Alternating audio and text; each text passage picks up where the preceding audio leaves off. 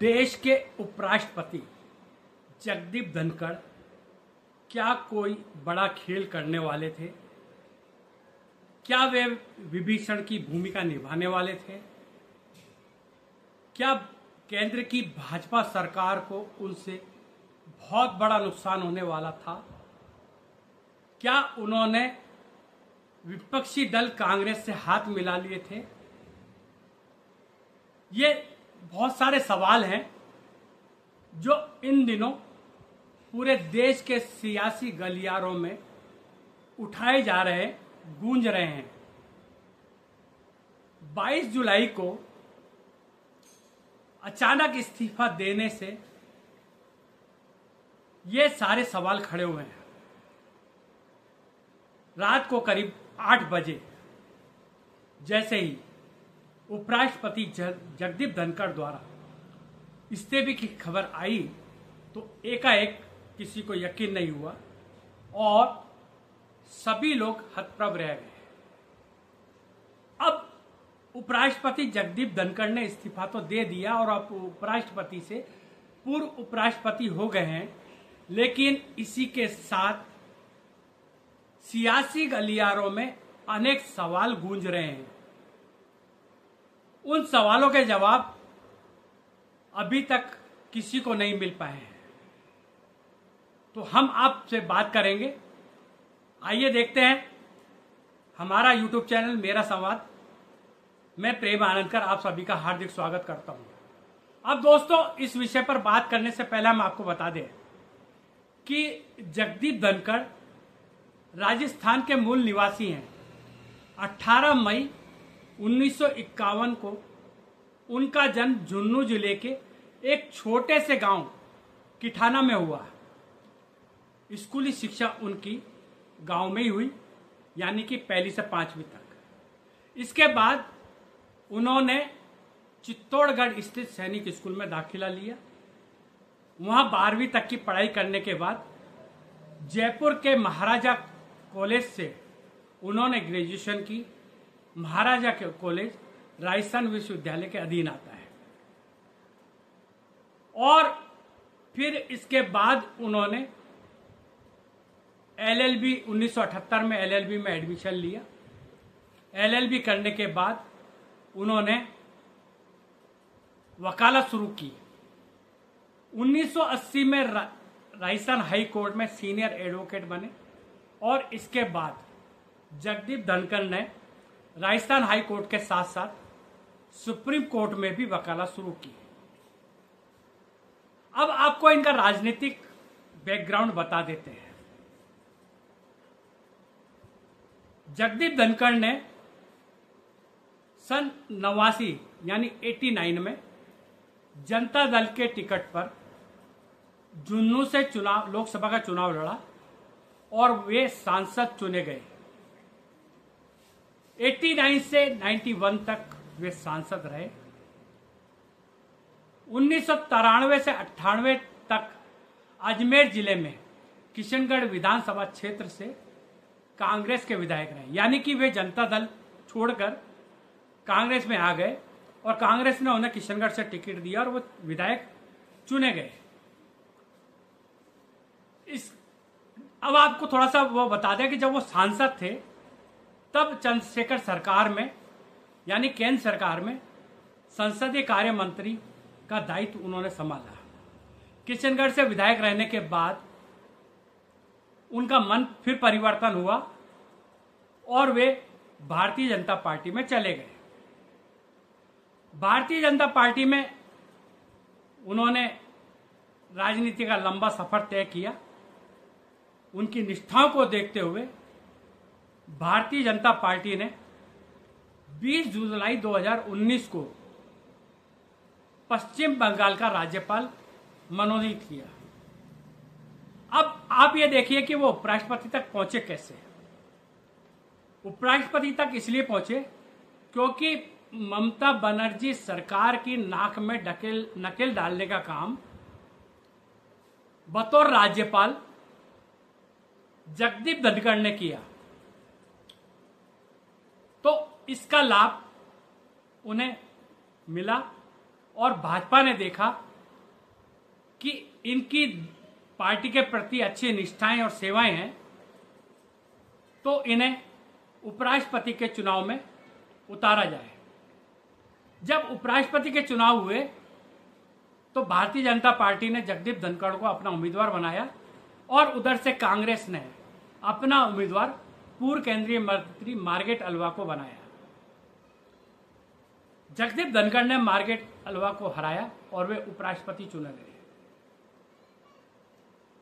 जगदीप धनखड़ 11 अगस्त 2022 को उपराष्ट्रपति चुने गए। इस लिहाज से उनका 5 साल का कार्यकाल अगस्त 2027 तक चलना था, लेकिन 22 जुलाई 2025 को उन्होंने अचानक इस्तीफा दे दिया। यानी कि संभवतः मेरे आकलन के अनुसार इस तरह अपना कार्यकाल बीच में छोड़कर इस्तीफा देने वाले वे पहले उपराष्ट्रपति हैं। यह बात अलग है कि कुछ और उपराष्ट्रपतियों ने भी बीच में इस्तीफा दिया, लेकिन वे बाद में राष्ट्रपति चुने गए, यानी कि उनको राष्ट्रपति का उम्मीदवार बनाया गया था, इसलिए उन्होंने इस्तीफा दिया था। लेकिन विवादों में घिरकर उपराष्ट्रपति जैसे गरिमापूर्ण पद से इस्तीफा देने वाले जगदीप धनखड़ पहले व्यक्ति हो सकते हैं, ऐसा मेरा मानना है। अब पूरे देश के अंदर यह चर्चा चल रही है कि उन्होंने इस्तीफा दिया क्यों। कई तरह के सवाल उठ रहे हैं। अब मोटा सवाल जो आ रहा है सामने वो ये है कि और लोकसभा के अध्यक्ष ओम बिरला के माध्यम से महाभियोग प्रस्ताव की प्रक्रिया आगे चले, इसके बाद राज्यसभा में वो प्रस्ताव जाए। अब इसमें थोड़ा सा कानूनी पहलू है, जैसा मैंने अध्ययन किया है, हो सकता है मैं गलत हूं, लेकिन जो अध्ययन किया है उसके हिसाब से मैं मानता हूं कि ये कानूनी पहलू है कि महाभियोग का जब प्रस्ताव आता है तो जिस सदन में पहले आता है उससे ही उसकी शुरुआत मानी जाती है। अब चूंकि राज्यसभा उच्च सदन है तो जाहिर है कि जब राज्यसभा में विपक्ष के लोगों ने राज्यसभा के सभापति यानी उपराष्ट्रपति जगदीप धनखड़ को प्रस्ताव दिया तो वो प्रस्ताव वहां से शुरू होता और फिर लोकसभा में आता। लेकिन सरकार ये चाहती थी कि ये प्रस्ताव लोकसभा में आए और करीब 168 सांसदों ने अपने हस्ताक्षरों युक्त महाभियोग प्रस्ताव लोकसभा अध्यक्ष को सौंपा था। उससे पहले ही ये प्रस्ताव राज्यसभा में।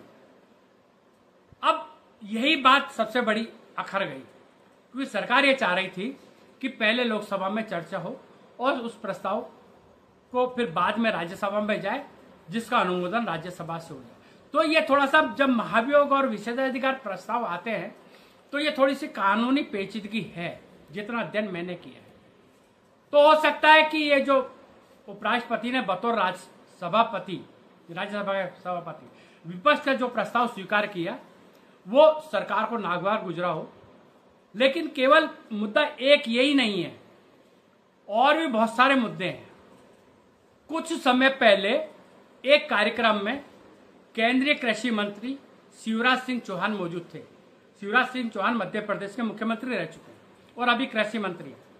तो उस कार्यक्रम में उपराष्ट्रपति जगदीप धनखड़ ने शिवराज सिंह के सामने किसानों के मुद्दों को लेकर अनेक सवाल खड़े किए। विशेषज्ञों का मानना है, राजनीतिक जानकारों का मानना और मेरा खुद का भी मानना यह है कि संवैधानिक पद पर बैठे व्यक्ति को संवैधानिक मर्यादाओं का पालन करते हुए ही किसी कार्यक्रम में भाषण देना चाहिए, अपने विचार व्यक्त करने चाहिए। लेकिन जगदीप धनखड़ का ये आचरण संवैधानिक पद की मर्यादा के विपरीत माना गया। हालांकि शिवराज सिंह चौहान ने कोई प्रतिक्रिया नहीं दी, क्योंकि उनको पता है कि उपराष्ट्रपति का पद पूरी तरह संवैधानिक और मर्यादित है, इसलिए। लेकिन जिस हिसाब से जगदीप धनखड़ ने किसानों का मुद्दा उठाया था, किसानों के धरने का मुद्दा उठाया और सरकार से सवाल पूछे थे कि सरकार इस मामले में क्या कर रही है, किसानों की समस्या क्यों नहीं सुलझा रही है, तो हो सकता है कि यह बात भारतीय जनता पार्टी की सरकार को बुरी लगी हो। बात सही भी है कि संवैधानिक पद पर बैठे हुए व्यक्ति को सरकार के बारे में इस तरह से टीका टिप्पणी नहीं करनी चाहिए।